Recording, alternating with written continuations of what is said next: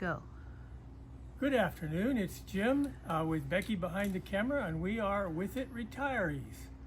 Well, today I want to film the third part on my smallest rigid inflatable that Zodiac makes, which is this boat here. In the first one we talked about the boat. In the second one we talked about the motor and the oars. And in this one we're going to talk about the other stuff you need to get this little thing on the water. So here we go. To start with, if you're in Oregon or probably most states and your boat has a motor on it, it's got to be licensed. So this is what you end up with. You have to license it with the State Board of Marine Board. When you get a boat, it comes with a certificate of origin. Don't lose that. You take that and you send it to the Marine Board, and they will send you temporary numbers and a temporary thing, and then later on the real deal. And then you have to apply the numbers and the sticker here to the boat. There's different ways to do it. You can get individual numbers, stick them on there. You can paint it on, but this is by far the neatest package, I think. So this is called a plaque, and you can get these from West Marine, either at the store or you can get what you need online. What you get is nothing but a thing that lets you send in, when you get the numbers, you send them in and they will make this plaque and send it back to you. Now, one thing I will say about this plaque, if you don't put it in the right way, it may not work. I'm not going to go through the full directions, but follow the directions that come with the plaque. One thing I did differently that doesn't say you can't at all is West Marine did not have the glue I wanted when I was there, so I had to get my own. This comes very highly rated. All you gotta say is HH66 and it'll come up all over the internet. It's the same type of stuff. It costs about half as much for about 3 times as much, so it's way better deal as far as price goes. So far I have no fault at all with the way it has worked. So I can't give you the 2-year test, but I would use this stuff instead of the West Marine stuff. Theirs comes in a tiny little tube for much more. Anyhow, that's just my opinion.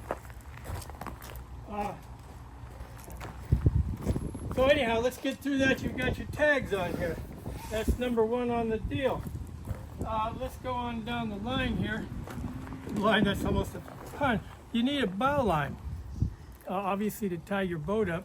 But when you're not tying your boat up, you need this so it doesn't float away if you're down at the dock. It'll become real obvious to you. I wish this had a loop on the end of it. I may put one on before I'm done. 25 feet long.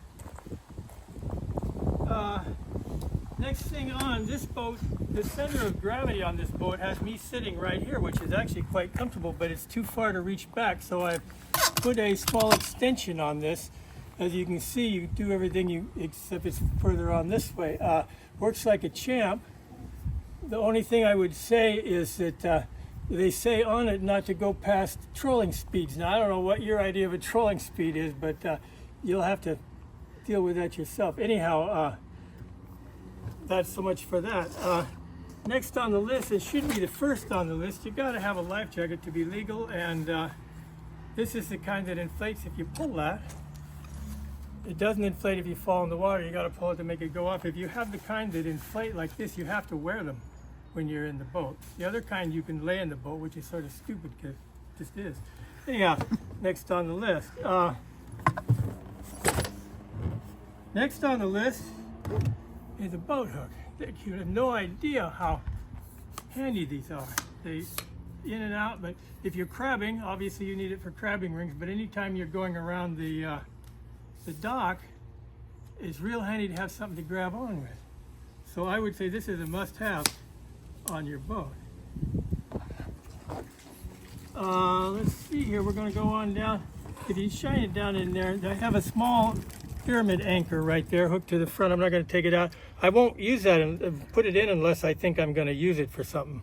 It's just extra weight. If you need it, you would want to have it. Next on the list is a cooler.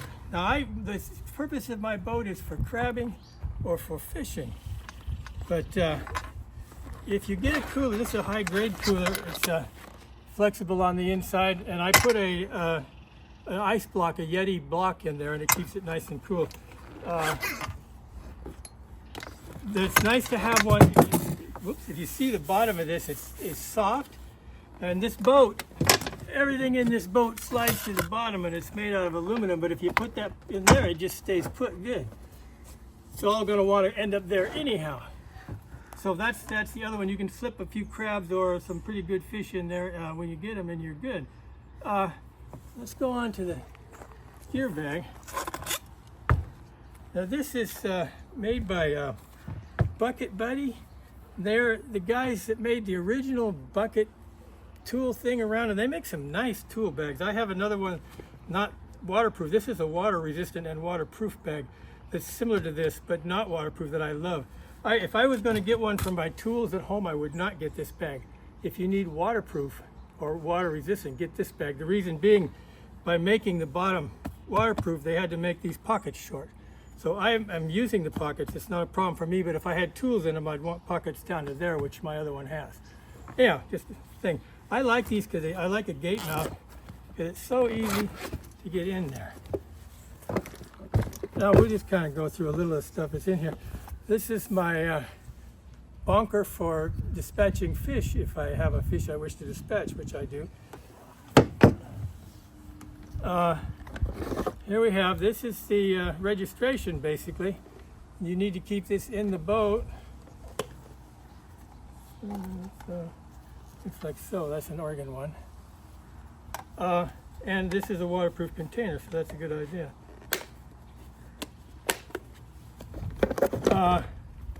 We have fishing gear. That's it. That's the limit.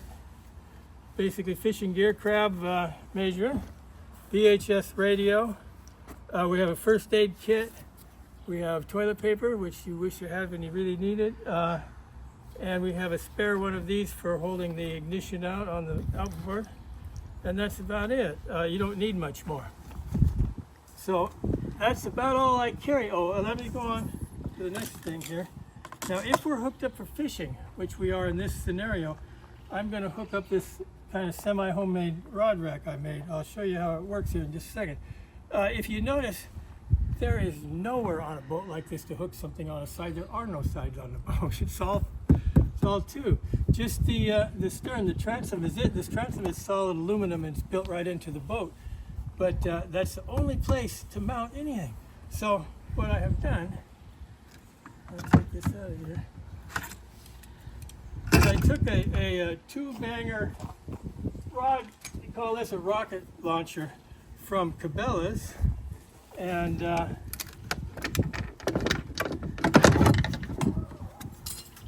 just mounted it on a piece of 2x6. I put a piece of 2x4 in there to bring it out so the C-clamp would work, and then it's just got one C-clamp. Clamps on there, and that's all it is. It holds it just like a rock, so it's a pretty good deal. I've never seen one before, but feel free. So anyhow, we are getting down to the end of it. I will give you some advice, and it's strictly my opinion. This boat, when we leave here this afternoon, it's going into the garage in a sort of spa-like environment where it's going to be nice and toasty when winter's there, and it'll be dry and warm, and I'll come out and I'll take care of it, make sure it's got a little air in it, and it will come through the winter looking exactly like it does now. If you buy a boat like this and you leave it out in this weather, I don't care whether it's hot weather with the sun or cold weather with the rain or snow, if you leave it out in the weather, you can wreck it in a year. So don't do that. If you have to have a boat and you have nowhere to take it in the winter or put it when the weather is inclement, get yourself a SIB, a soft inflatable boat like this that you can roll up and put in your closet. It's not quite as good a boat, but it'll come through and wonderful through the winter. That's really about all I got. We'll see you next time.